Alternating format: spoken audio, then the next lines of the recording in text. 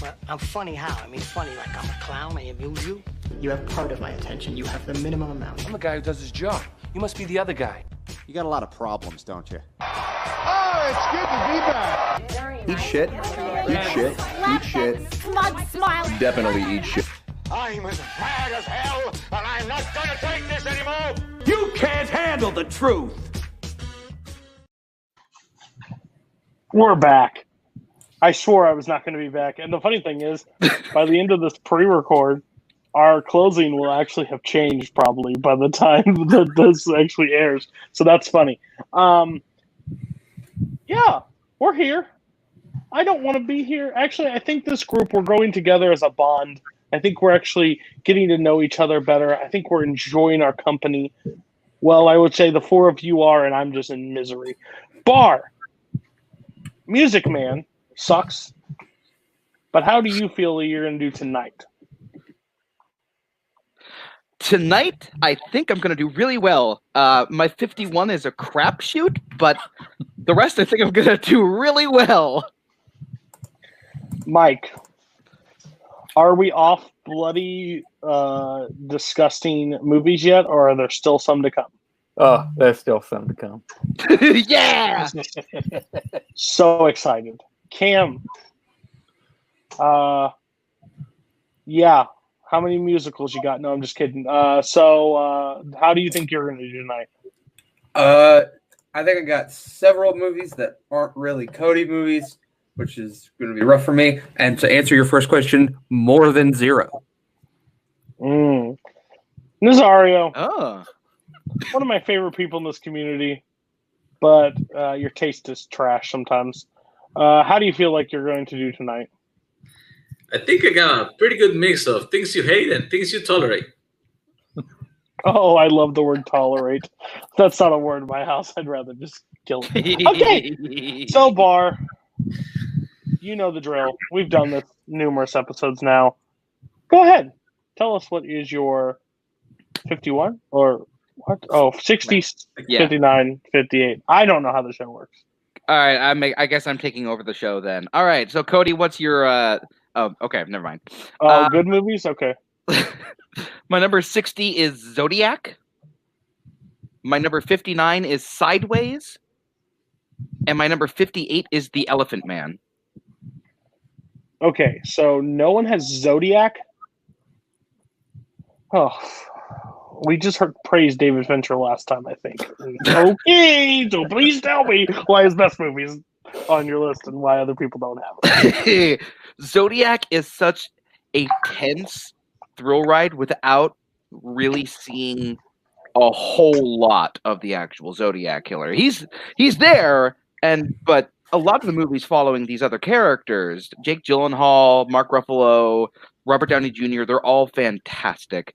And it's very thrilling, especially the basement scene. My number 59 is Sideways. This is my favorite Alexander Payne film. I think the chemistry between Thomas Hayden Church and Paul Giamatti is fantastic, especially the scene where Paul Giamatti finds out that he did not require the publishing deal, and he just chugs that giant flower pot of wine. It's amazing. It's so funny.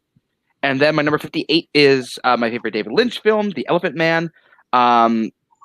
This is just one that kind of tugs at my heartstrings, and John Hurt gives such an amazing performance, especially underneath all that makeup. You can still feel the emotions that he has, and the cinematography is beautiful, and that ending just powerful. Okay, so 60. Oh, gosh, you guys really I hate you all. Zodiac is amazing. Zodiac, I think, is the best Fincher. I absolutely think this movie is incredible. I'm a true crime fan, so that also helps with the fact that I really find this entire murder fascinating. I think it's insane. Yeah, so we praise... what was it last week? Fight Club? Did we praise Fight Club last week? Fight Club and The Social Network. Yeah, we praised Fight Club, and we missed Zodiac. Okay, someone's a bro. 58 Sideways. This is a very Barr movie. So that's fair. I like Sideways. I think Sideways is a good movie. It's not my top 100. but it makes sense for your spot, so I have no problem. 58, The Elephant Man. Okay, so who directed this? David Lynch? Yep. Or David? Yeah. Okay, I saw Eraserhead for the first time. It's not like that. Okay, that movie is rough. Like Roughing great. See, I know, I understand what's happening. There's a where I went to school, great means something totally different. So that's fair, but great does not mean that today. That was terrible. Elephant Man's the one that people told me that I would actually like from him. So I'm going to give this one a shot. So I won't say anything negative because I don't know. But if it's anything close to Eraserhead, that thing needs to be put in a cannon and shot. Mike, here we go. How many great fucking movies are we getting tonight? We're getting all fucking 10 great fucking movies. Number 60, I have Shaun of the Dead, which I think was a yikes from earlier. Yep. I have. Is it still yikes? Or are we good? Okay, we're good. Cool. Like we're good. 59, I have Tropic Thunder. And yes. 58, I have Steven Spielberg's Empire of the Sun. Fuck yes. Let's go, Mike. So, number 60, Shaun of the Dead. Great fucking zombie comedy. I love the shit out of this movie. Simon Pegg and Nick Frost are fucking amazing together. I can watch these guys any day of the goddamn week. The zombie action is hilarious. The chemistry between all the characters is amazing. It's a great fucking ride. If you haven't seen it, go watch it. It was 60, Shaun of the Dead. It was also my 80. As Mike said, the chemistry is fantastic. The jokes are great. Edgar Wright's direction is fantastic. And it actually does kind of get very tense in some spots. So, worth watching. Number 59, Tropic Thunder. A fucking great war movie. I love the shit out of this movie. Robert Downey Jr. is incredible. The stuff between him and Brandon T. Jackson is so fucking funny. Then you got Ben Stiller by himself through half the movie, which is hilarious, especially when he starts having his panda hat on. And then you got Matthew McConaughey and Tom Cruise with some great fucking cameos. It's a great fucking movie. And then you got Spielberg's Empire of the Sun.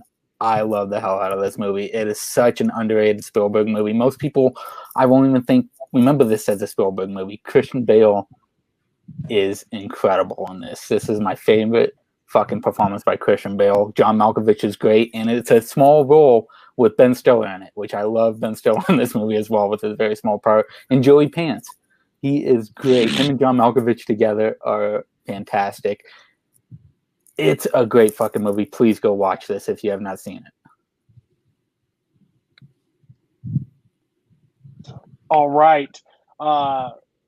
60, Shaun of the Dead. Quality. Very good. I'm not the biggest. Shaun of the Dead. I'm not I know there's a huge following for this movie. And I'm not saying they're wrong. It's just, I guess I didn't gravitate as much to the film, but I liked it when I watched it. I had a blast watching it. I just haven't watched it in a long time, so that's fair. Now we're getting into some good shit. 59, Tropic Thunder. That, I'm telling you right now, I will save everybody. I've grown up. I've matured. Satan's Alley will not be a joke right now. But this overall movie is great. Robert Downey Jr. is one of my favorite comedic performances ever, especially when the guy is walking behind him and he said, I don't know, X blah blah blah. He's talking about the game systems and he's like, are you fucking talking to me? Because I don't know what the fuck you're talking about. Kills me every time. I think he should have. I deserved the nomination. I wish he just would have got more. But yeah, great. Oh, Tom Cruise in this movie too. Oh, fantastic. The key grip, punch him in the fucking face. Sorry, it punches him. Yeah, that movie. I want to do that for a watch along. If we're still doing it, we need to do that one. Okay, 58. Empire of the Sun. One of Spielberg's most underrated movies or overlooked movies is Empire of the Sun. I think Empire of the Sun is fantastic. I love every bit of it. It is long, but at the end of the day, I don't really feel the runtime. I really enjoy every bit of it. So well done. Mike is winning so far. Not a huge hill to climb, but Cameron. Cool. Time for me to start losing. My number 6. I said that because my number 60 is Fantastic Mr. Fox. That's a yikes. Ooh. For like 2 minutes. It's a yikes in this episode. It's a yikes in this episode. Yeah. Sweet. My 59 is ParaNorman. Such a camp. And my 58 is a yikes from earlier that made me cry last week, and that's Fanboys. Yeah. All right, number 59, ParaNorman. I love Leica. I love stop motion animation. I think this movie's visually spectacular. The giant storm in the sky is entirely stop motion. It's brilliant. The story of it is really cool, really cute. There's great side characters, great just like blink and you'll miss it jokes. I find it really, really fun. Give stop motion a chance. And then 58, Fanboys. There we go. I freaking love this movie. It's a love letter to Star Wars. Dan Fogler gives an amazing comedic performance in this movie. He's just absolutely crazy and really, really fun. Jay Baruchel is great. Chris Marquette is great. There's so many fantastic cameos from Star Wars actors. Just like a really, really fun story with also some great heartfelt moments. I thoroughly enjoy it. Mike! To go off of what you said, the references are purely fucking amazing in this, especially the way they call Jay Baruchel Windows from The Thing. It's such a great fucking callback on that. I love the hell out of this movie. It is so fucking funny. Well, congratulations, Cam. 2 movies I have not seen before. ParaNorman, not interested by any means. And Fanboys, I didn't know this was a movie. I'm going to be honest with you. So that's fair. But I'm glad you two love it. I'm glad you two love it. 58 and like, what, 61 or 60? Yikes. Yeah. Or 60, yeah, 61, yikes. Okay. Last time. Nazario. You should watch ParaNorman, man. That's a great film. Okay. 60 is my one choice for Coen Brothers movie for this list, so I picked their best, Fargo. Yeah, that's going to be a yikes for me. Yeah, I knew. Oh, no, there's going to be a yikes for a later episode, Duo. Okay. Who would have known that Cam and I would have one movie off from each other? My 59 is Fantastic Mr. Fox. Well, that's not yikes. It wasn't a yikes. It's in the same zone, but that's fine. Go ahead and talk about it. And my 58 is Tim Burton again, Sleepy Hollow. Okay. Fantastic Mr. Fox in my 59. I said that Life Aquatic was my favorite live-action Wes Anderson film. This is my favorite animated film by Wes Anderson. I really like this story. Like Cam said, stop animation is an art that is kind of being slowly lost. And it kind of had a little comeback with Leica lately, but it needs to get more eyes on their movies. And the way Wes Anderson does this movie is beautiful. The way the fur just moves slowly between takes on the characters is just amazing. It takes the story from Roald Dahl, which is actually pretty short, like it happened with Where the Wild Things Are, and he makes a full-length movie from it, which is a beautiful film. It's funny, it's original, it's smart, and kids will love it too. Cam? Yeah, no. Everything you said is great. Stop motion is slowly becoming maybe my favorite form of animation just because of how impressive it can be. And then you have this where you have one of the most neurotic directors of all time, Wes Anderson, doing stop motion. And so everything looks perfect, but it still has his style. It's still weird and crazy. There's so many great jokes. The scene where they explain the rules of Whack-Bat is just so like fast-paced, and it's joke after joke after joke, and it just doesn't make any sense. And I love it. This movie's fantastic. Give stop motion a chance, and give a stop motion movie an Oscar, please, Academy. I beg of you. And 58, I picked Tim Burton's Sleepy Hollow. This is probably my second favorite movie from him because it really fits his style. I know Sweeney Todd it wasn't very well received here, but Sleepy Hollow, he actually grabbed that story that is also a very short story, and he expanded it and made it a murder mystery. And it worked. And it had one of the most surprising cameos of my teenage years when it was revealed who was playing the Headless Horseman before he loses his head, which is perfect casting. It was just an amazing thing. And the way he develops Ichabod Crane from this, like, kind of dim-witted teacher from the story into a smart detective who has some equipment that is ahead of its time, and he actually is pretty smart to figure out what is happening. It's pretty sweet. It had a little couple of goofy moments here with the CGI, but overall it's pretty dark, pretty scary, and pretty fun. Okay. 60 is what again, Koho? Fargo. And that's go. Oh, we can't talk about Fantastic Fargo. It's Wes Anderson. Let's move on from that one. Sleepy Hollow. Wow. This is just one of those I'm not surprised by. 58. No, sorry, incorrect. But this is such an Azario pick. It's not even funny. Like, I remember watching this movie and getting creeped out, and then I think I watched it around teenage years, and I was like, why was I creeped out? This movie's not that scary and not that great. It's better than Ichabod and Mr. Toad, I'll promise you that. Just to get the middle finger from Koho is what was worth it. Okay, cool. We've made it. Barr, let's everybody start fighting each other. Here we go. It's the Blues Brothers. All right. Well, I figured that this would be on somebody's list, but I guess not. The Blues Brothers is so much fun. The chemistry between John Belushi and Dan Aykroyd is just one of the greatest comedic duos of all time. The music is great in this movie. Like, all of the performances are fantastic. John Candy is actually really, really funny in this movie for the little screen time that he gets. And it's got the greatest car chase ever created, known to man. Both of them, actually. The one through the mall and the one after the big concert are jaw-droppingly amazing. This is so much fun, and it's a great rollicking time. Rollicking time. You always ruin things with the way you talk. That's fair. Blues Brothers is great. Blues Brothers is a fantastic comedy. I absolutely love this movie. I think it's I don't know, like, most people don't talk about it because I think it's like one of the best duos on screen. I think like the different, like Aretha Franklin, like those different characters that pop in and out through this one, great. Oh, Ray Charles in this movie? Ray Charles, yeah.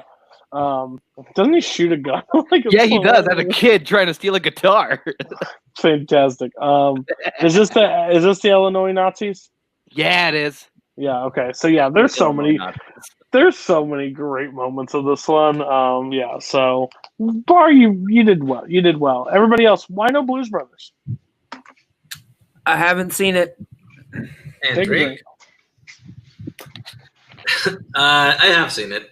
I find it funny enough. I guess just not enough to break my top 100. I mean, I don't go for comedies that easily, but yeah, it's pretty good. Go watch it. I love this movie. It's so funny. The car chases are amazing.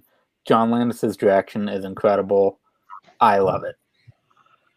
Oh, and the cameo at the end at the building is amazing. Okay, 56. Well, this is where I lose Cody's goodwill for right now after winning it. This is arguably the greatest holiday movie ever made. It's a Wonderful Life. Great. Hey, Cody rolled his eyes. Everyone drink. So, It's a Wonderful Life. It's a Wonderful Life, I think, is really touching, really, really hopeful, really emotional. It starts off really dark, but it's absolutely just a masterpiece of a character study. You realize, you study and figure out why George Bailey has gotten to the point that he is at. And then when you get to the part of the story that everyone knows, it becomes really emotional. And I always cry at the end of this movie, all the time.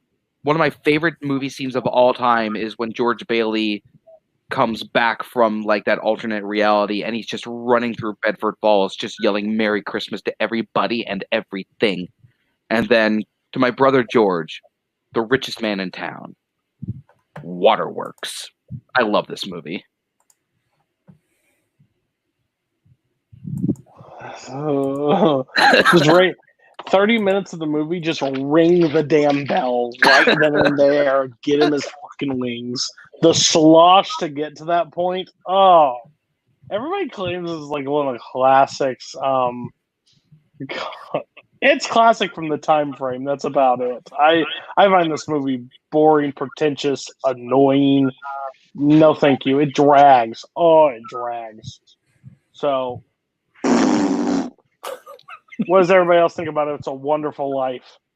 And if you vote with Barr, you lose points. I'm just letting you know how this works. Solidarity, boys.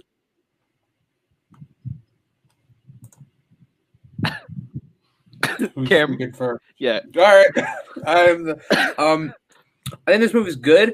I think the big thing with this movie that kind of lost it for me when I watched it was, like you said, that part that everyone knows, and I was like, "Oh, this is the movie that's about that," and then that's 20 minutes of a 2-hour-long movie, and I was like, "When is this gonna happen?" Nope, still not happening, and it was that for an hour and a half until that point happened. So, also, it's not Christmas, so why is it on your list? Although when this is airing, it's Christmas. Yeah, happy holidays. I saw this movie once on a VHS copy 27 years ago. It was okay. I liked it enough, but I don't see the big deal either. I do like James Stewart's performances, but I put another movie of his in this list, not this one. I've seen it twice. I enjoy it. It's a great fucking movie, but again, I can only watch it during Christmas, so it would be nowhere near my top 100. All right, go, you pretentious hack. What's your next one? My next one is, you know what? I think this is a very Cody movie. It's Good Will Hunting. That's a yikes, I believe. All right. Wait, it could have been a yikes from earlier, actually. Hang on. I think it was a yikes. Koho knows all. Koho knows all. It's a yikes from earlier. Oh. Cool. So we get to talk about it now. This is just a really well told story. It's a pretty simple story, but it's really well told. Matt Damon in this movie is absolutely phenomenal, but Robin Williams steals this movie. This is arguably Robin Williams' greatest performance ever put to screen. And I really like Gus Van Sant's direction on this. It's one of those Gus Van Sant films that I actually really like a lot. And the whole "it's not your fault, it's not your fault, it's not your fault" scene rips my heart every single time.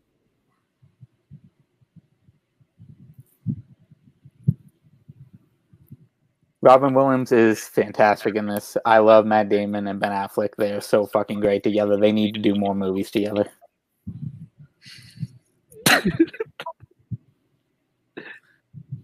Cody, you still with us? Yeah. Good Will Hunting. Great movie. I absolutely love this movie. I think it's touching. Has two boys from Boston write it, so what's better than that? So hats off. Well, you two, why do you hate Boston? Tell me. I don't hate it. I actually like this movie fine enough. I just prefer the sequel, Hunting Season. Jesus Christ. And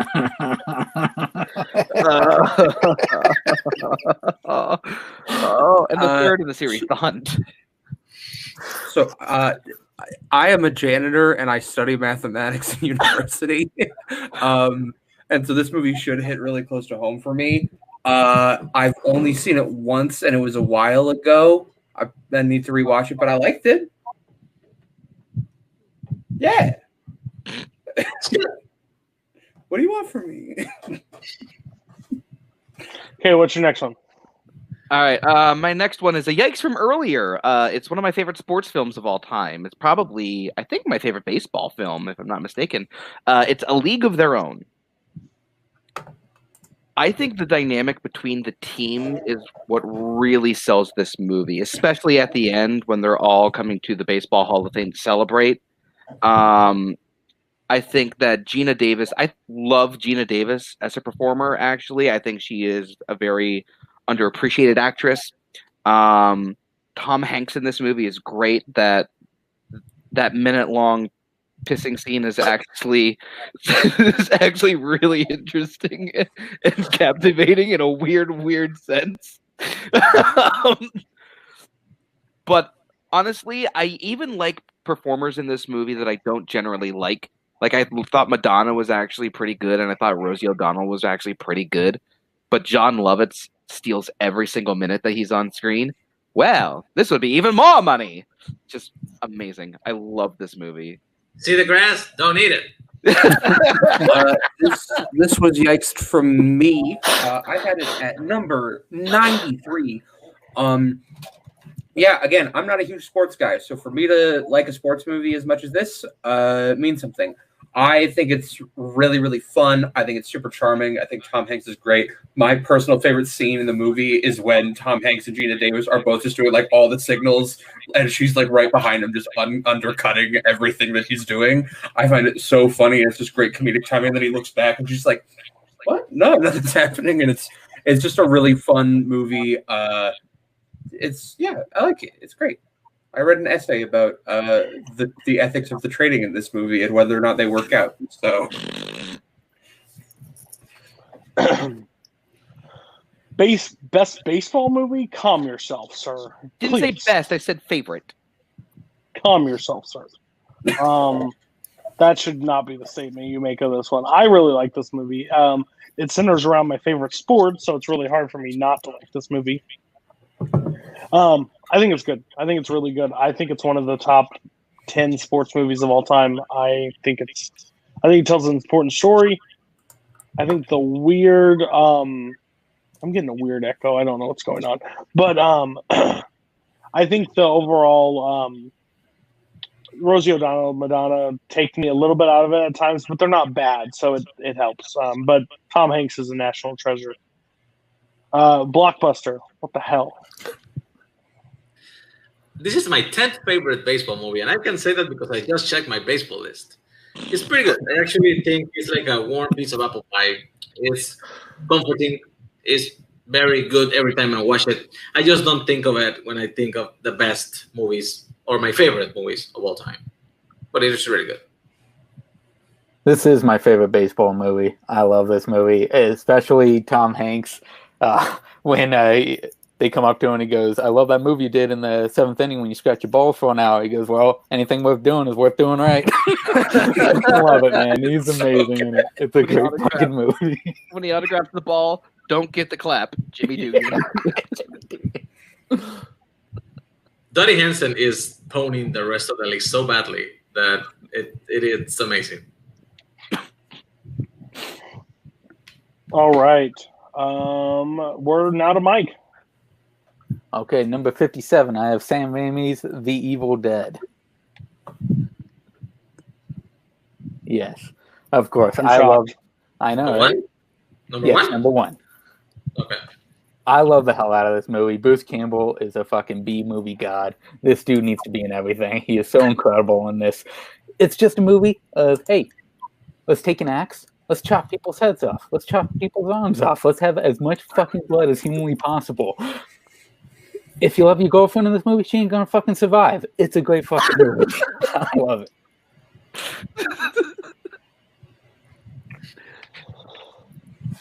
Okay, Evil Dead, never seen it. It's one of those famous ones I've not seen. I think Army of Darkness was it brought up on this one, or Army of Darkness 3. Evil Dead 2 was brought up in this one. Okay, there was another one. I've already said I haven't seen this series, so I will check it out. I think I will like it because of Bruce Campbell and stuff. But everybody else on the first Evil Dead? Guess. All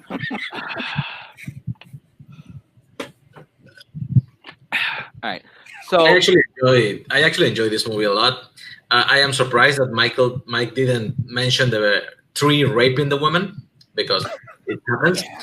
Sorry, we were doing so well. that This is why I didn't mention. Okay. That's part of the But rule. I actually think that there's another one in this series that's the best one, and I already mentioned it. So. Yeah, that scene Nazario talked about is the reason I haven't seen this yet. We were doing so well. Okay, what is your 50? Oh, I see it. Damn it. 56. Number 56, I have Repo Man with Emilio Estevez. I fucking love the hell out of this movie. It's Emilio Estevez dealing with an alien in a trunk with Henry D. Stanton as another Repo Man. The jokes in this are incredible. I love them just driving around and Henry D. Stanton trying to teach Emilio Estevez how to repo fucking cars while people are trying to attack him with bats and shit and guns.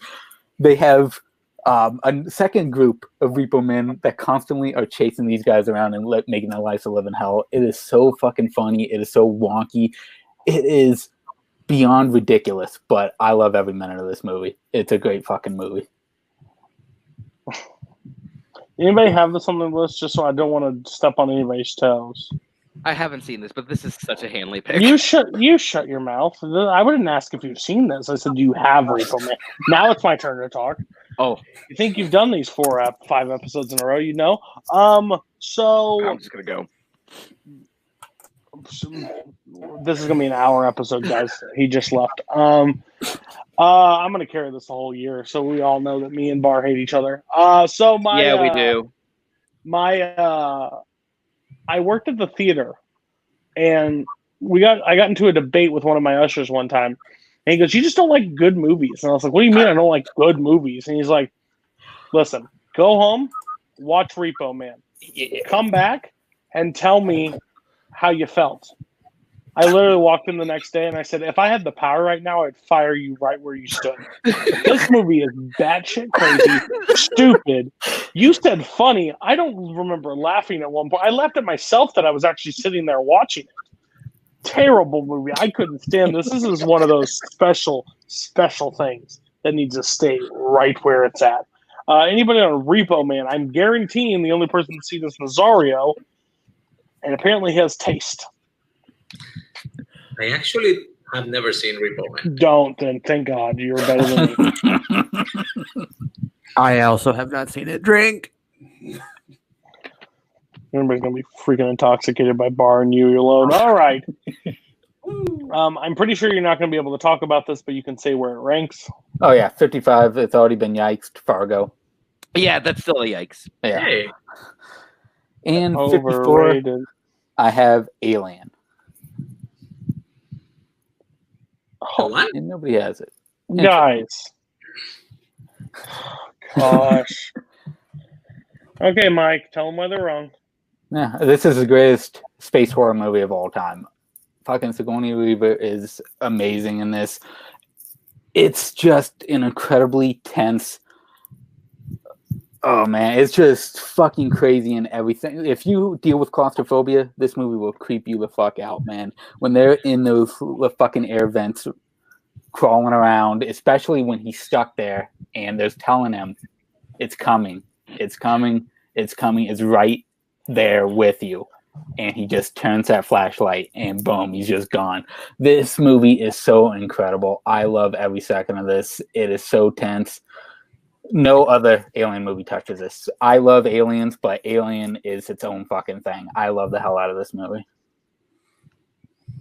Alien is perfect. I still lean towards Aliens, just because I'm an action person over a horror person. But this one is fantastic. I don't like the camp that says the second one ruined what Alien was. I just think it took it in a different direction, which I think is fine. The direction just should have been off a cliff so no one ever got to touch any more of these. Yeah, I'm talking to you. I'm talking to you, Nazario. Holy shit. Nazario, you had Alien 3 on your list and not Zodiac. Are you fucking kidding me? Or Alien. He also had Alien 3 on his list and not Alien. Yeah. Oh my God, you're a child. You play with toys, but you are a child. Okay. No. So yeah, this movie, Chef's Kiss. How does everybody else feel about this? The movie's perfect. That's true. You're right. But Oh, I When- don't need you to justify me. When I prefer things, I just simply happen to prefer them. And I really like Alien 3, man. What do you want me to say? It's the first one I saw in theaters with my dad. That is literally like saying people use toilet paper, but you prefer to wipe your ass with a pine cone. Like, just because you saw it first doesn't mean it had to happen. But I love it so much. So what Mike said is true. The claustrophobia in this movie is absolutely heart pounding.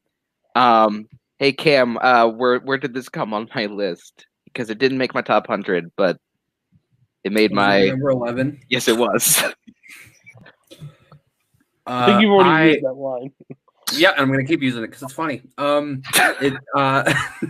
I have seen this movie, but it's a horror movie. So what do you want from me?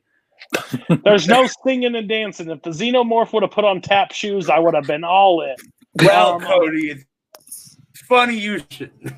Because my 57 is Mary Poppins. Hey, that's a yikes from me. Do it with me.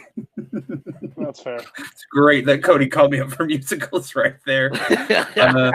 My number 56 is Bridge to Terabithia. Yeah, I expected no one to have this. She did not hit her head, Cody. I like this is a movie that this is a movie that I watched when I was a kid, and the advertising for this movie was like, "Hey, you want to watch a fantasy movie, the likes of Harry Potter?" And then went, "Hey, you're actually watching a movie where you fall in love and like really like these characters, and then they just die. They just die. They just murder your happiness." Because that's what this movie is, and it's great. No, it's great. I think Anna Sophia Robb is fantastic in it. She's so charming, and you just like immediately like become enamored with this individual who's like so nice and pure and happy. And then Josh Hutcherson's fantastic in it. I swear, Koho, if you are in the background and you bring up the joke you always do whenever I talk about this movie, I'm going to hurt you. I think it's beautiful, and then the relationship between him and his father is absolutely fantastic. So Cam, I just need to ask you one question. Does the girl not know how to swim, or does the fall from it cause her to drown?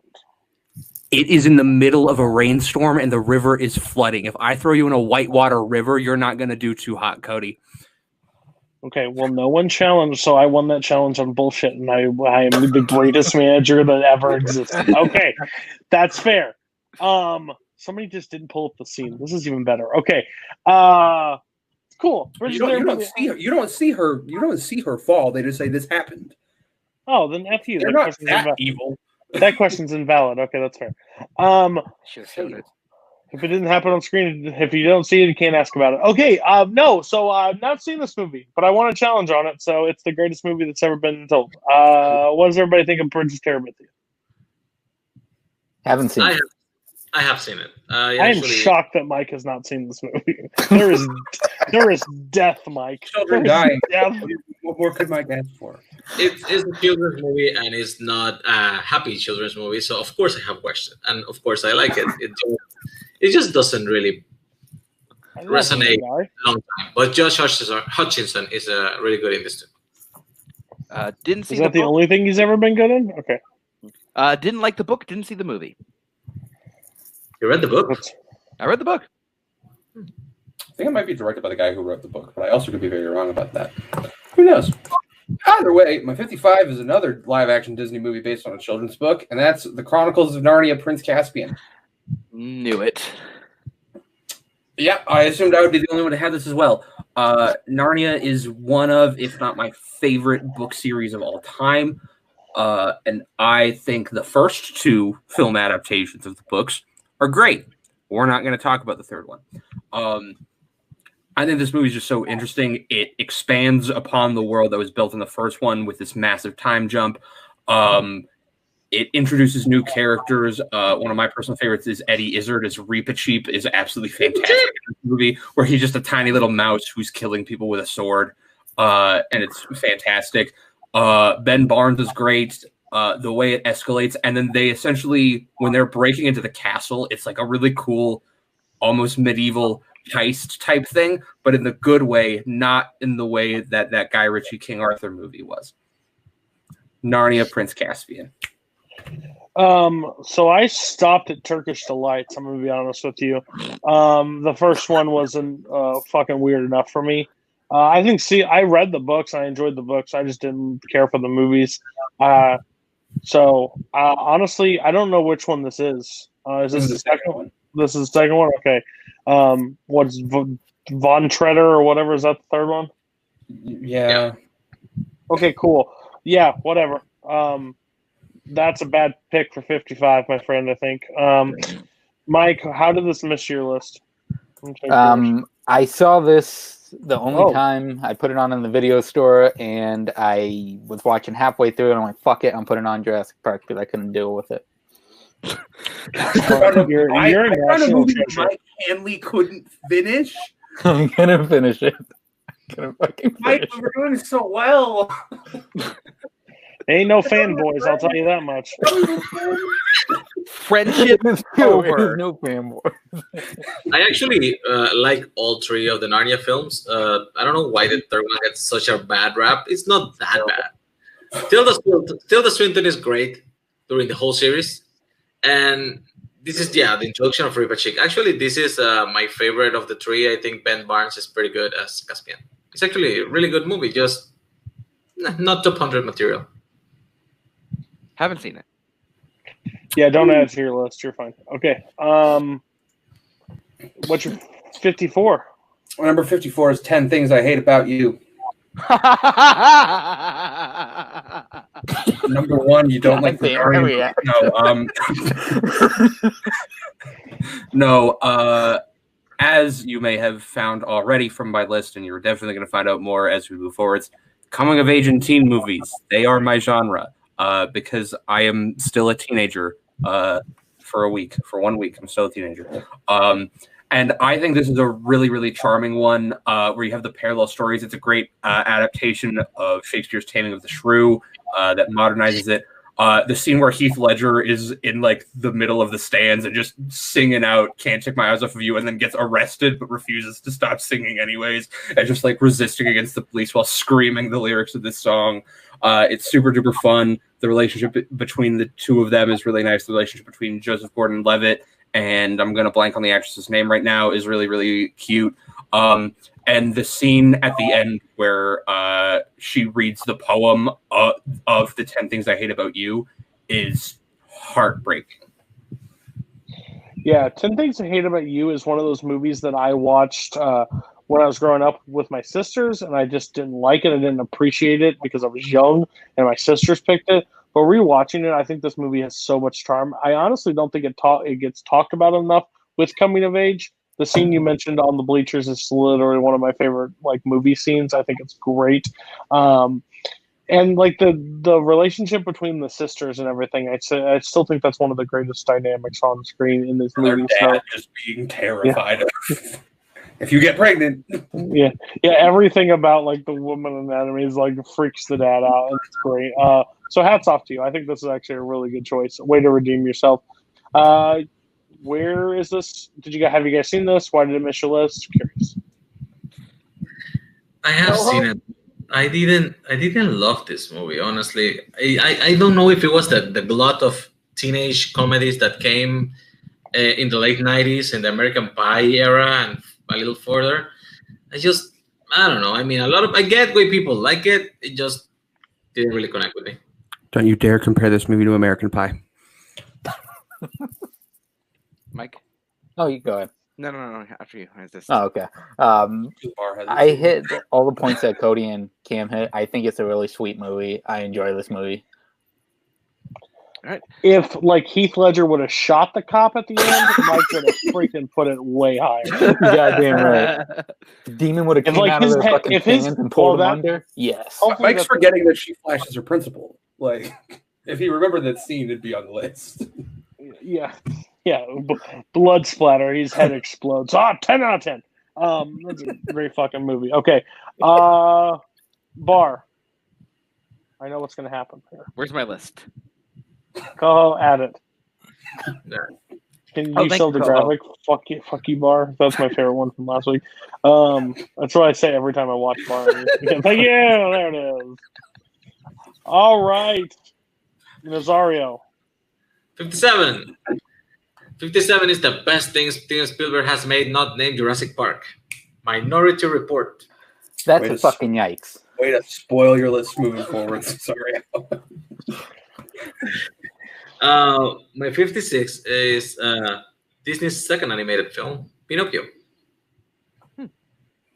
Fucking kill me. And my 55 is the 2011 reboot of... Wait, what? You talk about Pinocchio. Oh, right. Talk about Pinocchio. Right. You've Sorry. been here before.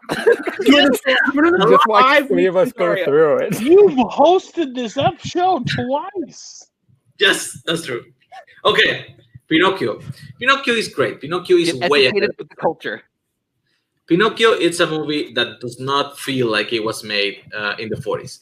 This is a movie that is based on one of the classic storybooks for kids. And it's not afraid of going to dark places. It's not afraid of showing you that if you skip school and you'd rather go be in a puppet show, you might not be happy with the results. Or if that you'd rather go drinking and partying with your buddies, you may turn into a donkey because you're not going to be smart enough.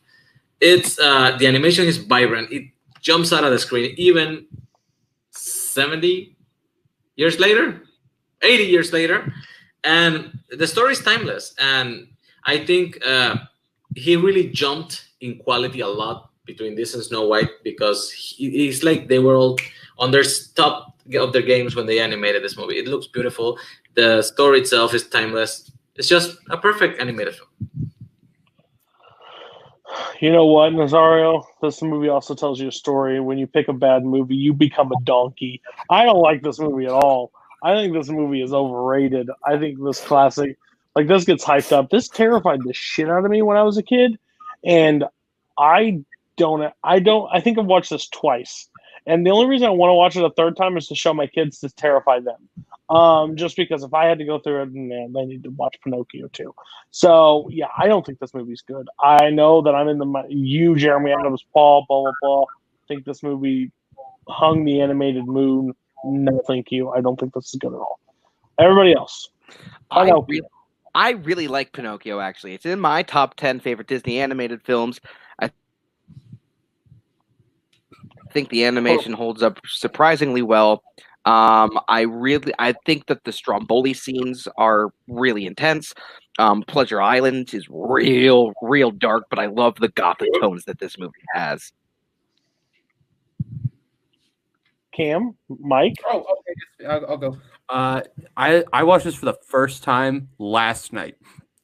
Yeah, deal with it. And I think it's good. It's not in my top 10 Disney. I think the animation in the Monstro scene is really cool. The story really repeats itself.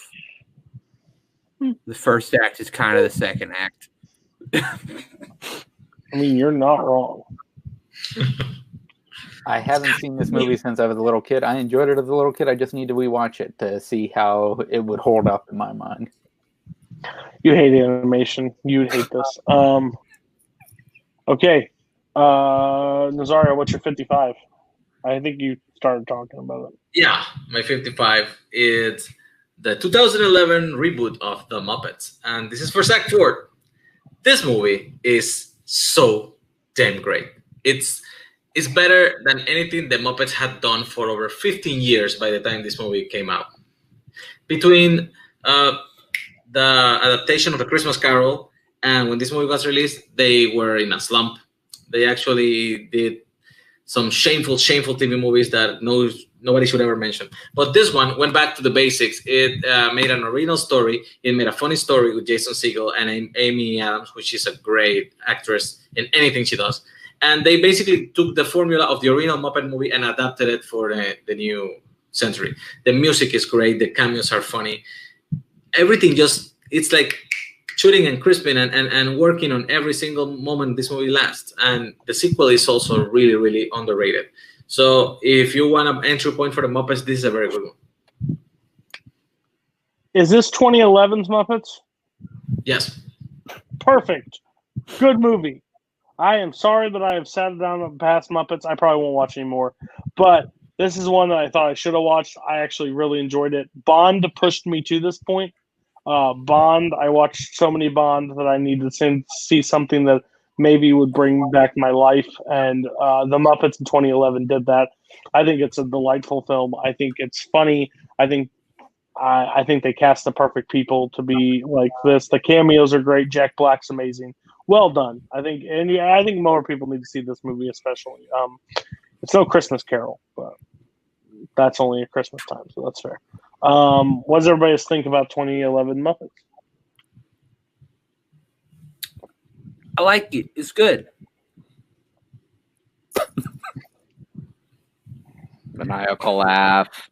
Maniacal laugh. I love this movie a lot. This movie fucking slaps. I'd be my 12. Yeah. Yeah, I think Chris Cooper in this movie is just absolutely amazing. And one of my favorite quotes from a movie is when Jack Black is tied to the barber chair and they're doing the barbershop quartet version of Smells Like Teen Spirit. Yeah, and he's just going, "You're ruining one of the greatest songs of all time!" It's so great. Love this movie. That was a really good Jack Black impression. I'm going to be honest with you. Thank you. I thought I was in the room with him. It's a fun fucking movie. I love the Muppets. Muppets need to host the Oscars immediately. Yes! It's fucking awesome. No, so Yeah. keep that Miss Piggy far fucking away from the Oscars, okay? 54, Nazario. Well, since everybody enjoys David Fincher so much, I'm going to bring him for a third time to my list. It's David Fincher's Seven. That was a yikes earlier from me. Fucking kidding me? Dude. Like, it's fine, but like, what the? You got Zodiac.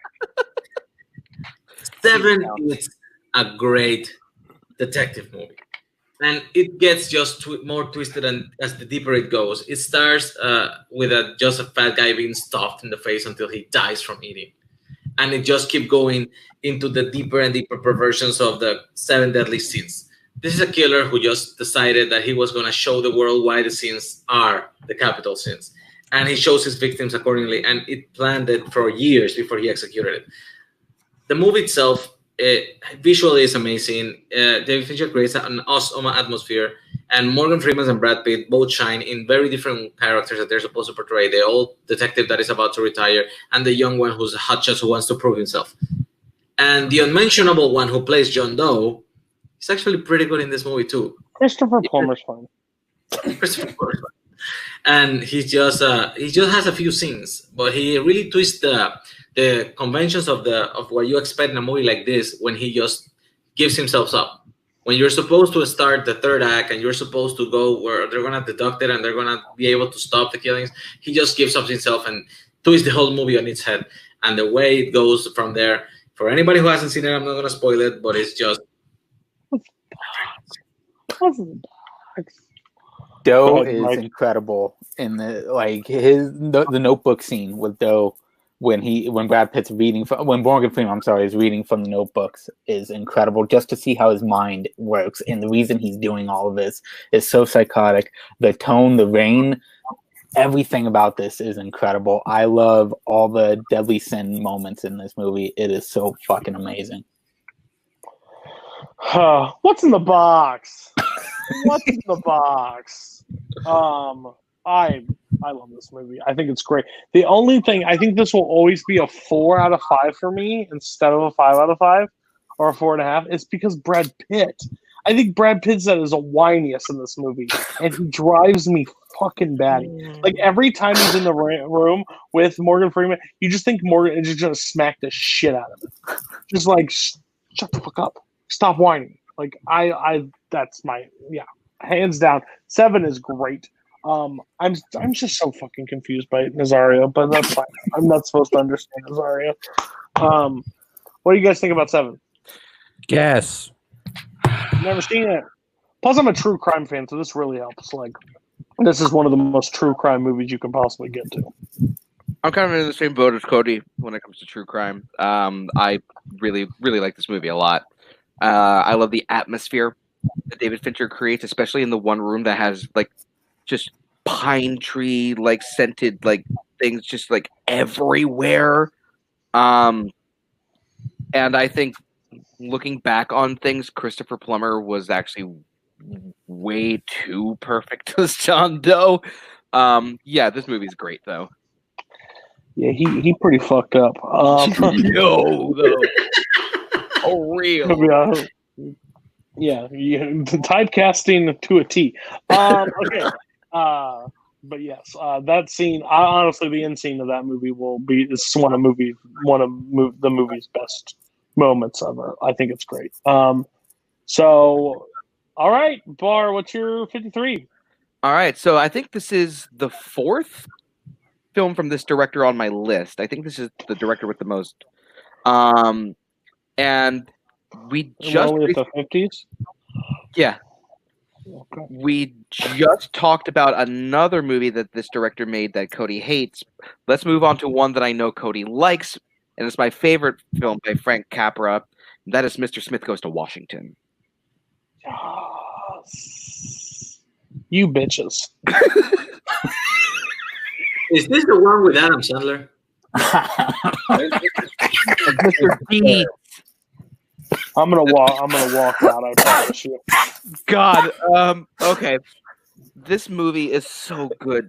Jefferson Smith is one of the most inspirational movie characters I've ever seen in my entire life, because the way that this man fights for what he believes is right just makes me wish that we had a real Jefferson Smith in real life.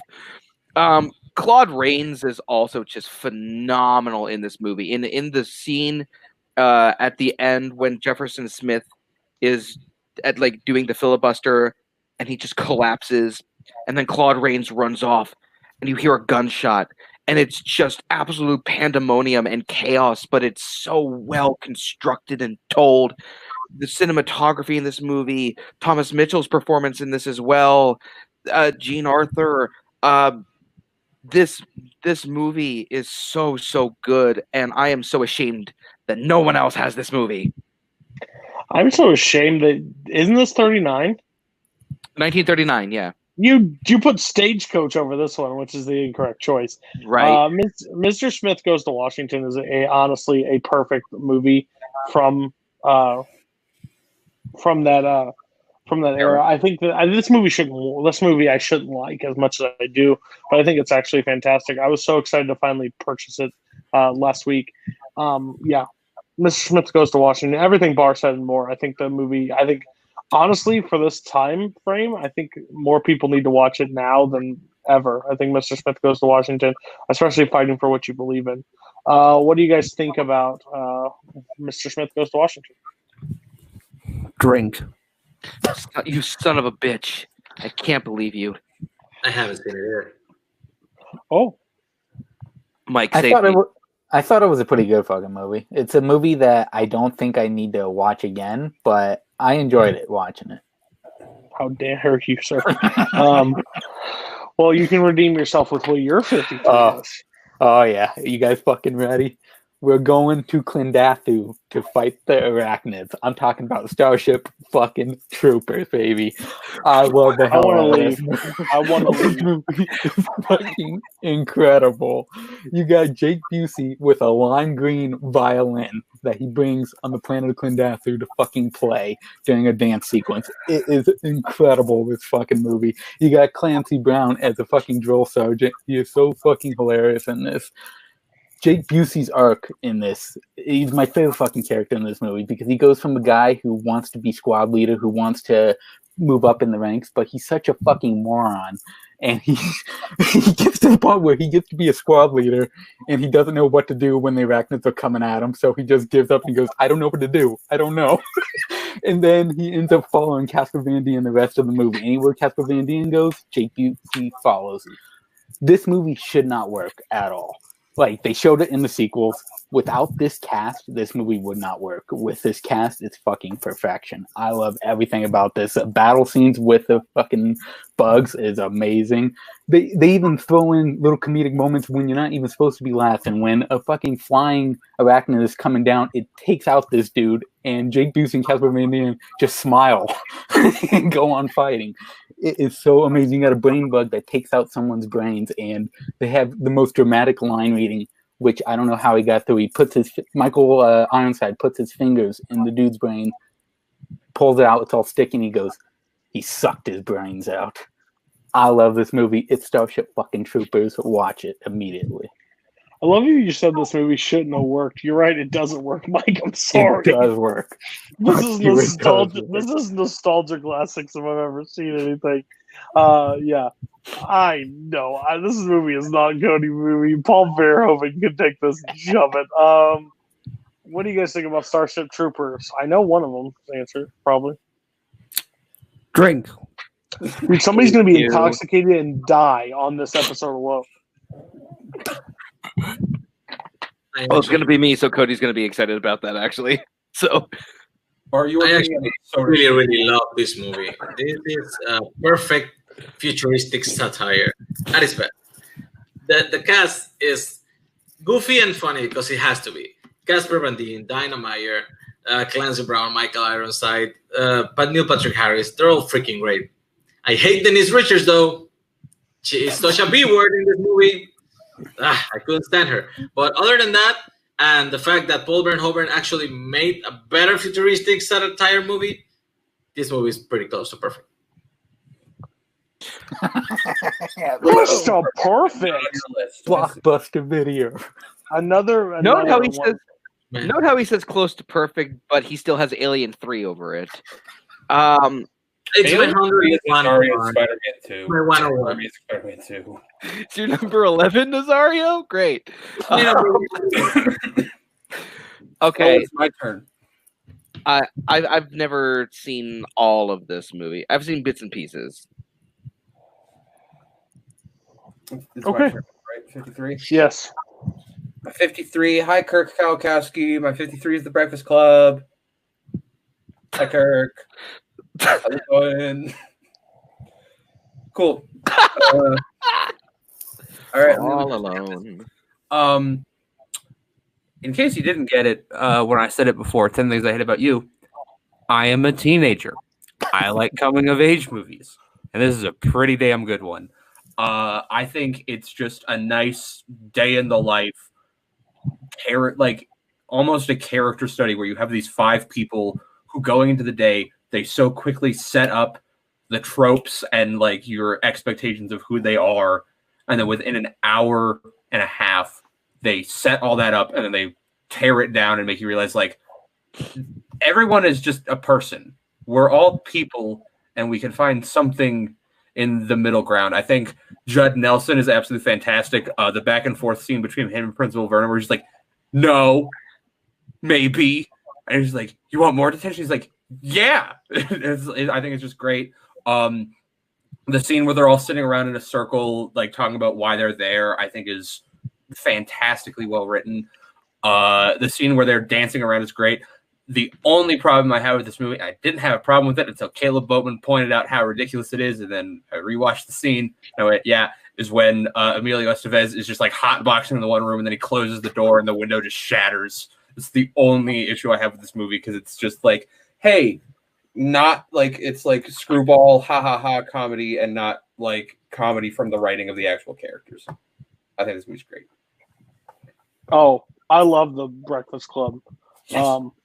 I got you for the next two weeks, or what is he, 2 months? Like he like you mess with the bull, you get the horns. I love this entire movie. I think this movie is fantastic. No. You want 2 more? That's another one. No. Judd Nelson's not great, but in this movie I find him hilarious. Yeah. The overall cast I don't think works like on their own, but within this movie I think they work really well. I think this movie is fantastic. I love it. You 3, why'd you miss it? I've seen this movie 2 or 3 times. I only really remember 3 scenes. and they're the scenes that everyone always brings up. So I can't call it a favorite of mine if I only remember 3 scenes. Don't call it combat. I have an unpopular opinion. I don't love this movie. I have never identified so much with a director in a school movie as I have with Paul Gleason for this movie. I honestly don't get it. The characters frustrate me a bit. I just find like, dude, grow up. And it's funny, yeah, it's okay. But everybody puts this movie in such a pedestal, like it's just the greatest thing ever made, even by John Hughes. I don't get it. I'm not a big fan of Ferris Bueller either, but I just don't get it. Judd Nelson describing Anthony Michael Hall's parents is fucking amazing. Judd Nelson was fucking harsh in this movie. It's a great fucking movie. Hey, Dad.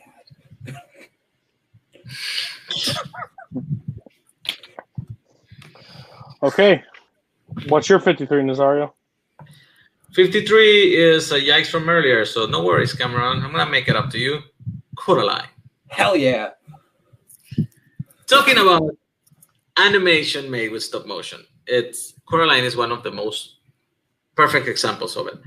It's the most Tim Burton movie not made by Tim Burton ever made. It's a story about a girl who goes in through the little door in her new house and comes up on the other side in a world which is a mirror of this world, except for that people have buttons sewn on in their eyes instead of their eyes. And everything else is the opposite of what it is in her reality. And since her reality sucks, she loves going to the other world because everything is like she wants it to be. Of course, it's not as it is supposed to be. Of course, it's dark and twisted. And of course, when everything comes falling apart, it's scary. But that's the best thing. It makes it so much more enjoyable. Give your kids scary movies that will make them appreciate it.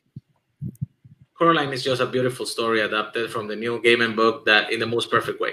I have nothing to ask for this movie. 5 out of 5. Yeah, no, I love this movie. This is a movie that I do a double feature of this and ParaNorman every Halloween. I think it's absolutely fantastic stop motion. I think it's brilliantly done in this. At the end, when the world is like literally falling apart, and so you have just like these few things left, and then just stark white underneath it is so visually stunning. It's incredible. It's legitimately scary. The other mother is terrifying, and it's a great like going to this fantasy world, and everything is exactly what you want, and then realizing, oh no, this is far worse than I could have possibly imagined. I love Ian McShane in this movie. I love Keith David in this movie. It's just a really fun. Dakota. And the Other Father's song is so catchy. I love it so much. I just gotta say that I figured it out. If you want Cameron to watch horror movies, just make them scary movies for kids. Yeah. It's terrifying. Yeah, this ain't my cup of tea. I'll be honest with you. This is Buttons, right? Is this the one with buttons? Yeah, I'm out. No, whatever. What do you guys? The other two, go ahead. Haven't seen it. Koho to the listmobile. All right. Barr, what's your 82? My 82. Okay, let me go back a little bit then. My 52. Oh, okay. Your show, your rules. My number 52. A lot of people are going to call me a shill. I don't care. I legit think that this movie is absolutely fantastic. It's probably one of my favorite courtroom dramas, if not, yeah, it's one of them, not my favorite. It is Philadelphia. Barr, what city are you from? I am originally from a town just on the outskirts of Philadelphia. So Philadelphia, I think, arguably Tom Hanks' greatest performance. I think this is one of Denzel Washington's top 5 performances, if not top 3. I think that the case is really well told. You really, really sympathize with Tom Hanks' character Jonathan Demme, I think this is the movie that he followed up Silence of the Lambs with. And I think that he absolutely knocked it out of the park. Yeah, this movie is absolutely incredible, and it is absolutely heart-wrenching in some moments. The scene where Denzel, the scene where Denzel's in the store and that one guy comes up to him, it's just electrifying, that scene, and it's really the moment you find where the characters snap into place. This movie's amazing. Philadelphia is amazing. You were right. It's fantastic. This movie, crazy that I'm saying that because of Denzel Washington, you know, the man himself, the man that does no wrong. The overall movie, I think, is great. I think a few people in the community have watched it since, and I'm excited that more people are watching this movie because the subject matter is not like, oh yeah, I want to watch that movie. Yeah. But the story and the performances are so good throughout this one. I think Hanks and Washington are just top tier in this movie. Why no Philadelphia for the rest of you? I haven't watched this movie 25 years. I remember it's a good courtroom drama that I enjoy when I see it, but I never felt the need to go back to it. I do remember that I liked Antonio Banderas in the movie as Tom Hanks' husband or boyfriend, whatever it was. I watched it for the first time this year. I enjoyed it. I can't wait to revisit it. It's amazing performances. I love Tom Hanks and Denzel Washington together in this movie. They're great fucking together. No, that's him and Antonio Banderas.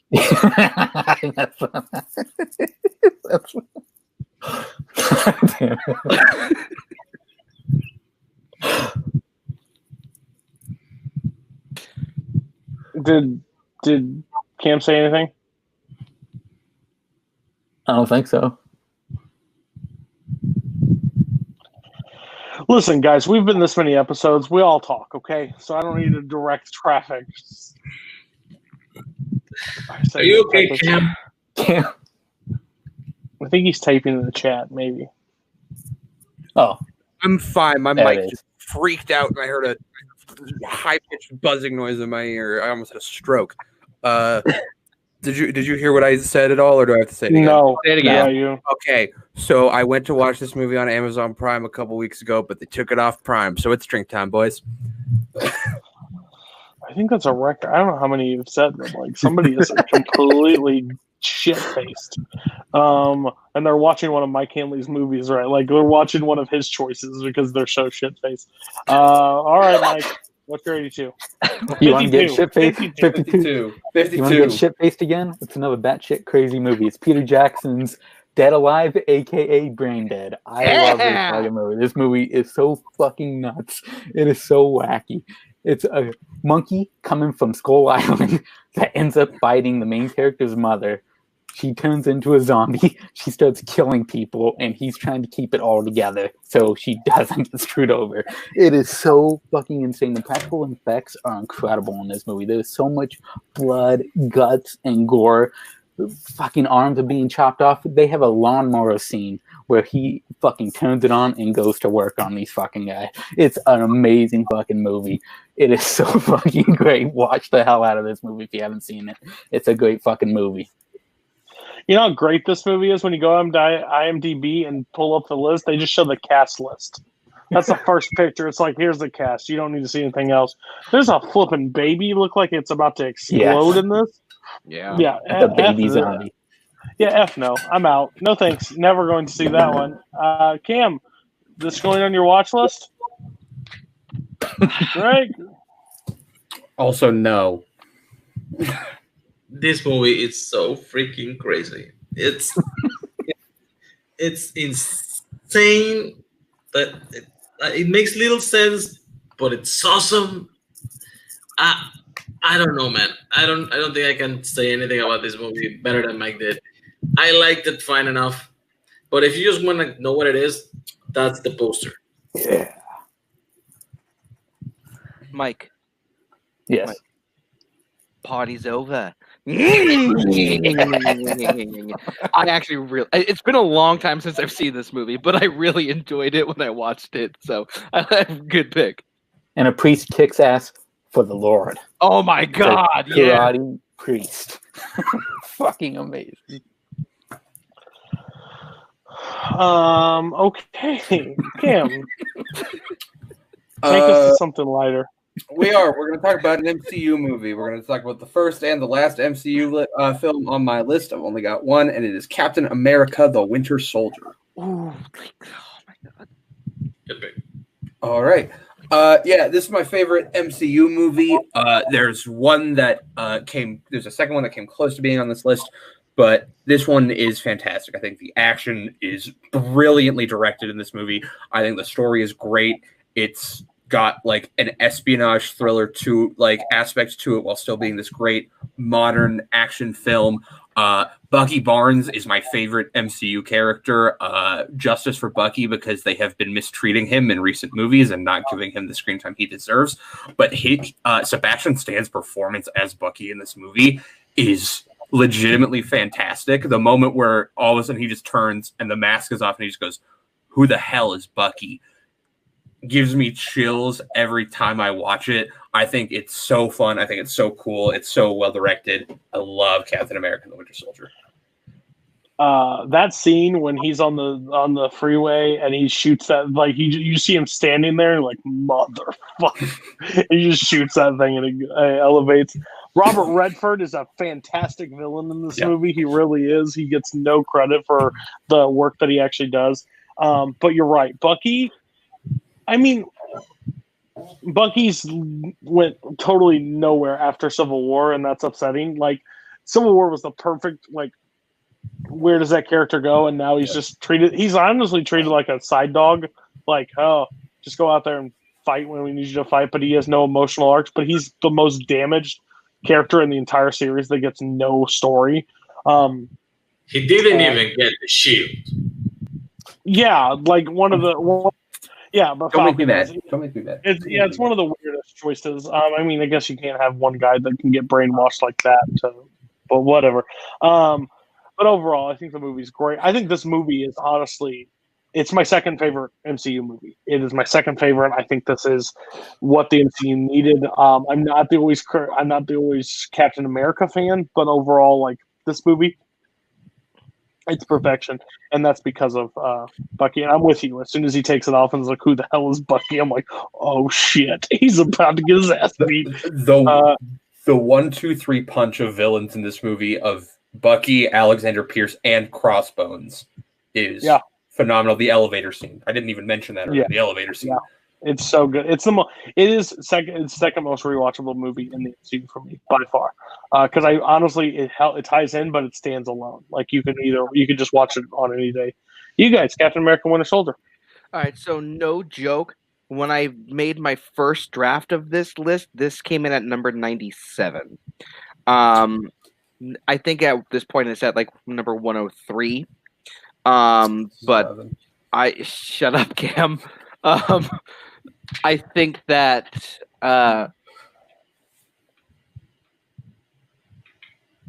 Robert Redford might actually be my favorite MCU villain. This is absolutely my favorite MCU movie. The scene where everyone in S.H.I.E.L.D. just starts like pointing guns at each other just because they have no idea who belongs to Hydra and who belongs to S.H.I.E.L.D. So great. This movie is fucking awesome. This is also my number one MCU movie. I really, really like it. I do enjoy Captain America. I actually think his 3 movies are the more consistent quality-wise out of the main Avengers in their solo movies. I don't know. When I finished doing the list, the MCU just didn't make it at all. But if one would have made it, it's probably this one. And it would probably be because Robert Redford's gravitas, and at this, what it is, a 70s spy thriller, it's pretty freaking great. And yeah, I am also very disappointed that they never did the right thing for Bucky. Just happened to hang there in the background, smiling, being a good boy. Hopefully they have better plans for him in the future. Falcon and Winter Soldier, don't mess it up. It's a fun ride. It's a great fucking movie. All right, Nazario. 52. My 52 is Michael Mann's best film, 1995's Heat. This movie yelled at. What the fuck? Oh my gosh! He rolled his eyes. I actually hope that you guys just haven't seen it because this movie is so goddamn good. It's basically just a story from two sides of an incident. A big robbery that happens, seen from the side of the robbers and from the side of the detective that's trying to catch them. And how they meet in the middle, when they literally meet in the middle of this movie. Al Pacino and Robert De Niro are great. The scene in the diner where they talk to each other for the first time, where they know who each other are and they cannot act on it in the exact moment, is just an acting class for anybody who ever wants to learn what it means to be an actor. Everybody shines in this movie. William Fichtner, Paul Kilmer. It's just a great bunch of Tom Sizemore. If you want to watch a crime movie from beginning to end, and it develops, it's really long. It's a 3-hour movie, I think, and you never feel it because you always flow with the events as they are happening, and you always want to get one step further in the story. And the ending is really, really heartbreaking to me because the guy had one idea. He always had one plan. You never get attached because you shouldn't never get attached to anything that you couldn't leave in 30 seconds if you have to, because that's the life of being a criminal. And he breaks his own rule, and he has to make a choice in the end. And it's just awesome. What do you want? You want a happiness. You want revenge. What is more important in your life? This movie is just very, very, very excellent. Heat is amazing. Heat is one of the best crime movies that has ever been made. Barr, if I could punt kick you across your room, I fucking would. You put on some ass takes, and you're telling me Heat's not great. Heat is almost 3 hours long, and that thing feels like a cool hour 30. It is so fast. It is so good. The performances, the intrigue, the character development in this movie. Oh, I'm going to watch Heat tonight, I think, because F-Bar. Heat is amazing. Everybody else on Heat, and I don't care what Barr says. Go to Mike first. Oh, it's a Why great does fucking Heat not on movie. your list? This honestly almost made my list. I love the hell out of this movie. The stuff with Al Pacino and his girlfriend's new boyfriend. It's fucking amazing. He grabs the TV and goes, "Sit down!" Fucking just yelling at the kid. All the guy wants to do is get the fuck out of there. It's an amazing fucking movie. Tom Sizemore is incredible. Natalie Portman is also pretty good. Yes, it's a great fucking movie. Cam.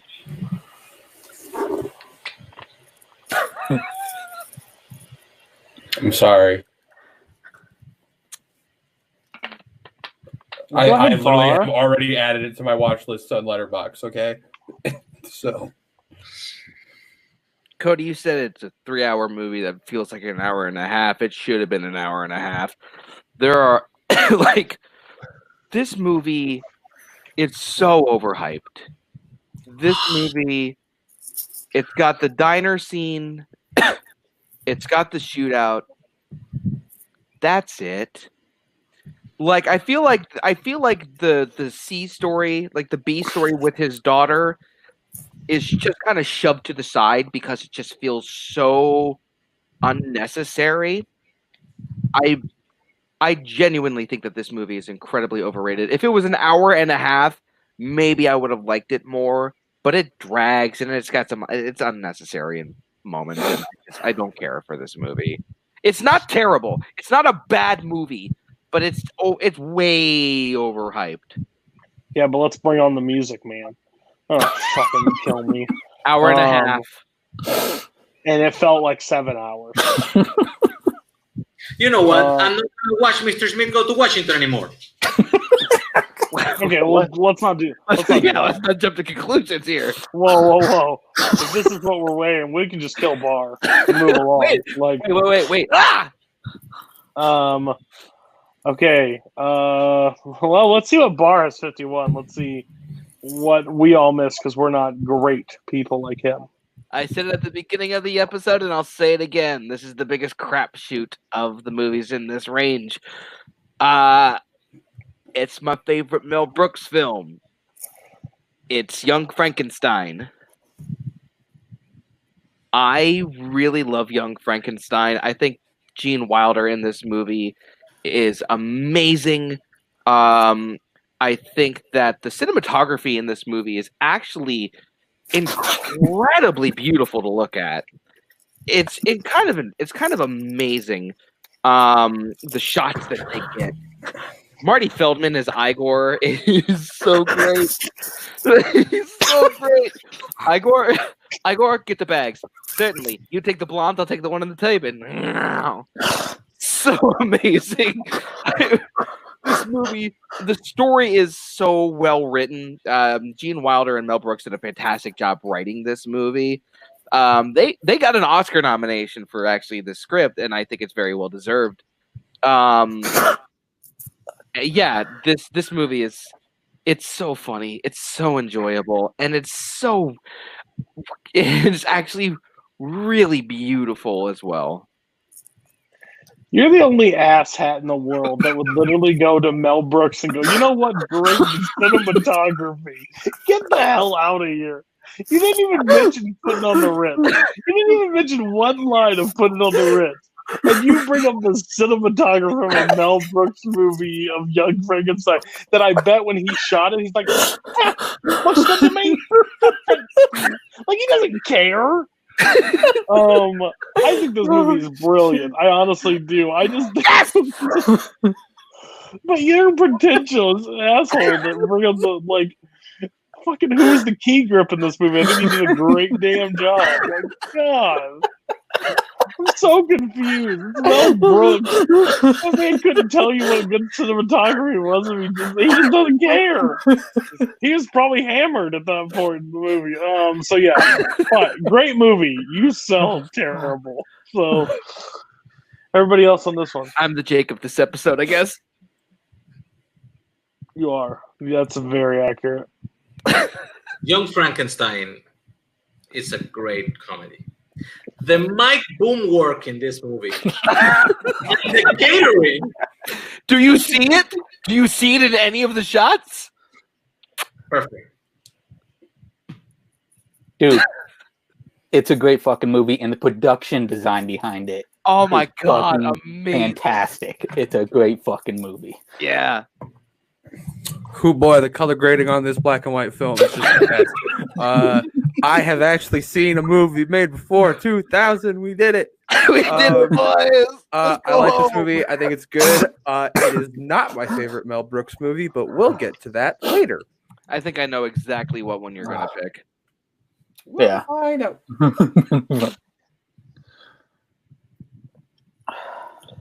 Okay. Mike, 51. I got 51. I have Clerks. Oh, what a shock. Well, I guess finally I get to yikes something in this damn list. Yikes! Gotta figure it was coming. All right. Wow, what? Really? No. Mike and Nazario, like a Kevin Smith movie? I know, right? What Stop. a shocker. Don't come back. Call the fucking president. My 51 is my second favorite film from 2019, and that is Jojo Rabbit. I love me some good Taika Waititi movies, and this is one of them.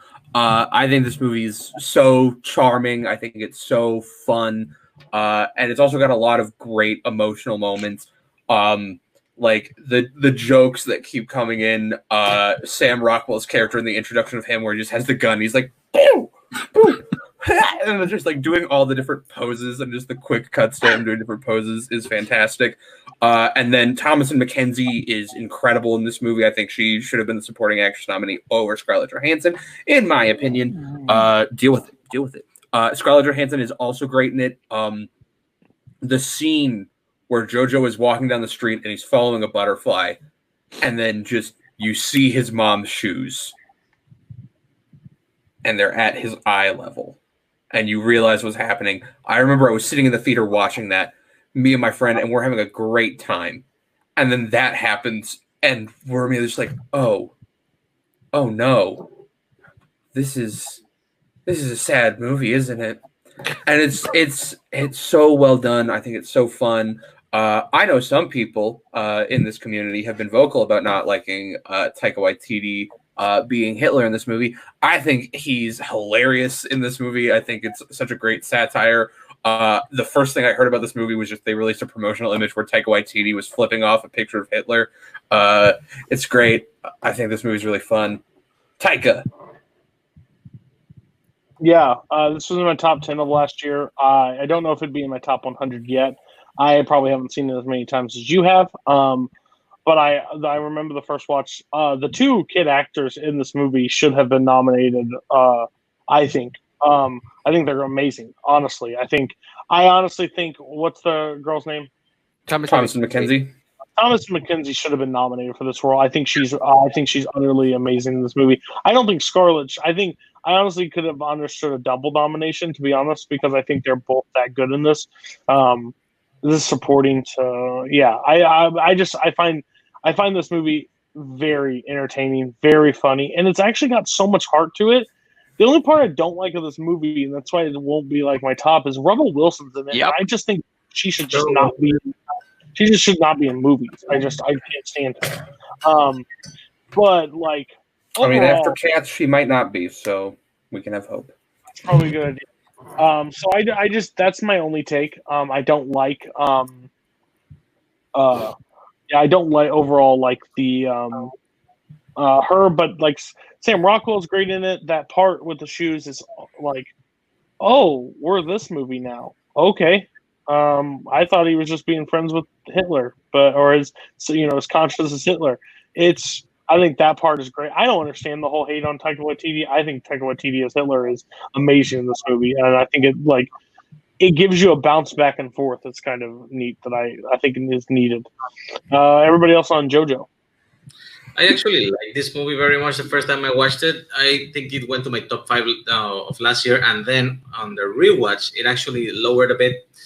I don't know what it is in the rewatchability that doesn't really grab me the same way as the original take, but it's still top 15 on my list from last year. It's really good. I also don't understand the hate on the Taika Waititi Hitler thing. He made it as a goof. It works. Well, for what it's worth in the movie, it works. It's funny enough. And then the movie takes the turn, and I don't know. It's very similar to me structurally to Life is Beautiful from 1998. It's the kind of war movie that wants to be a little uplifting, a lot funny, but doesn't forget that it's still a World War II movie. And it has to give you that gravitas, that reality. Honestly, I haven't seen that much Taika Waititi movies. I think I've seen 3 at best. And I mean, he's only got 6. Well, half. This one is a really good one. I really like Jojo Rabbit a lot. It is one of my favorite movies from last year. I think that Scarlett Johansson in this movie absolutely kills it for me. I think she's my favorite performance in this because there's just so much hope in that character. There's so much hope, and the dialogue that she has about dancing, I think, is so great.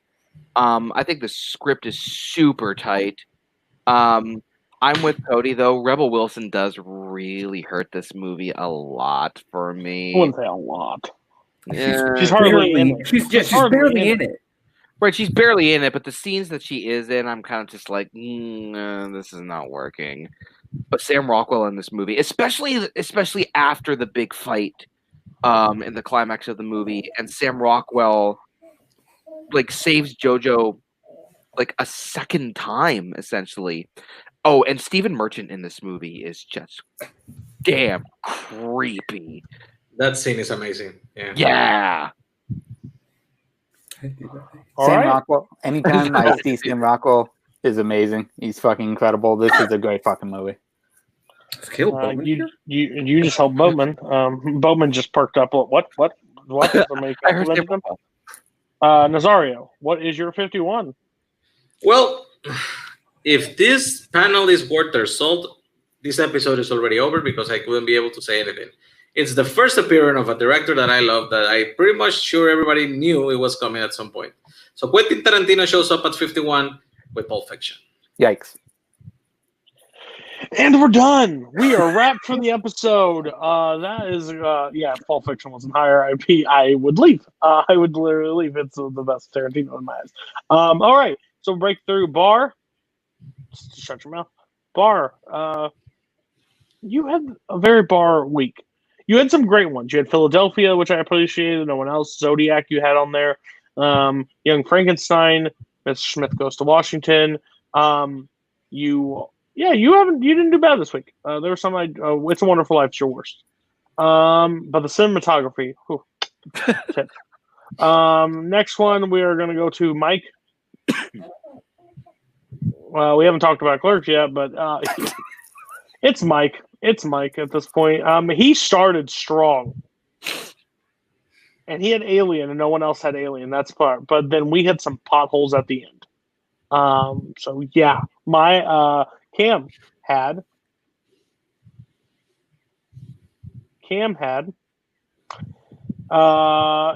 This is a very Cam list. This is the most Cam list that's ever been so far, I think, with Narnia, Bridge to Terabithia, 10 Things I Hate About You.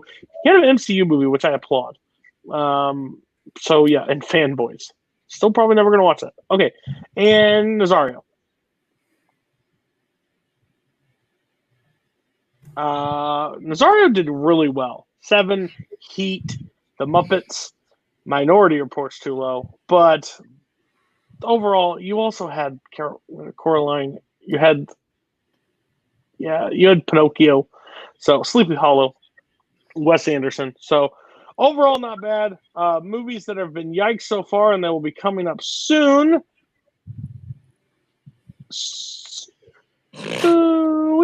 Okay, so we're getting there. Barr's up to 7 yet. Mike is up to 7. Cam is up to 5. And Nazario's on his own. Down to 5, actually.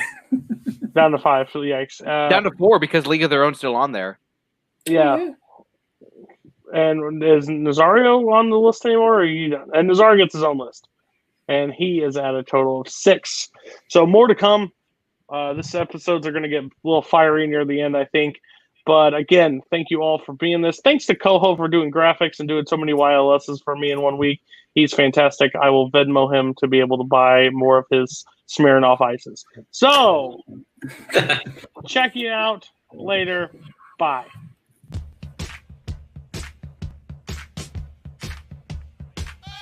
Well, I'm funny how? I mean, funny like I'm a clown. I amuse you. You have part of my attention. You have the minimum amount. I'm the guy who does his job. You must be the other guy. You got a lot of problems, don't you? Oh, it's good to be back. Eat shit. Eat shit. Eat shit. Smug smile. Definitely eat shit. I'm as mad as hell, and I'm not gonna take this anymore.